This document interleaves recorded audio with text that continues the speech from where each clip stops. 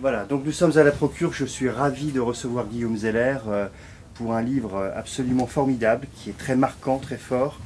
La baraque des prêtres, Dachau, Dachau, 1938-1945, c'est cette histoire de ces prêtres et séminaristes qui ont été internés dans le camp de Dachau.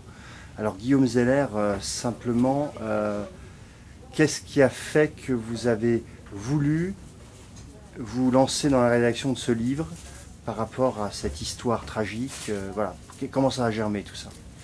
En fait, c'est la découverte d'un personnage que j'ignorais complètement, qui est Monseigneur von Galen, l'évêque de Münster en Allemagne. Et j'ai découvert il y a quelques années que Monseigneur Galen, en chaire, dans la cathédrale de Münster, en août 1941, avait pris la parole et au cours d'un sermon avait dénoncé avec vigueur le plan d'euthanasie, le fameux plan T4.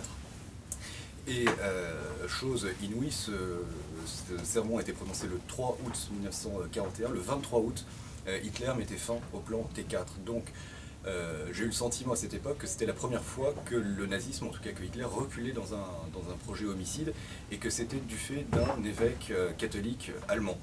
Alors autant dire que c'était une histoire que je ne connaissais pas, qui est assez méconnue du public, et en tirant, j'allais dire, le fil de cette pelote, je me suis aperçu que, à cause d'une certaine façon de Monseigneur von Galen, des dizaines de prêtres allemands avaient été déportés car ils avaient relayé sa parole eux-mêmes dans les églises.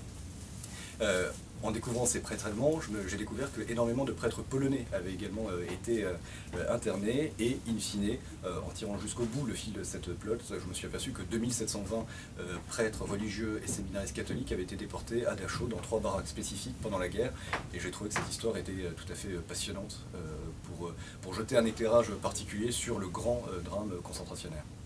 En tout cas, c'est un épisode qu'on peut vous remercier d'avoir remis, je dirais, mis en lueur. Comme vous le disiez, beaucoup de gens ne le connaissaient pas. Et dans un livre qui est à la fois magnifiquement documenté et extrêmement émouvant.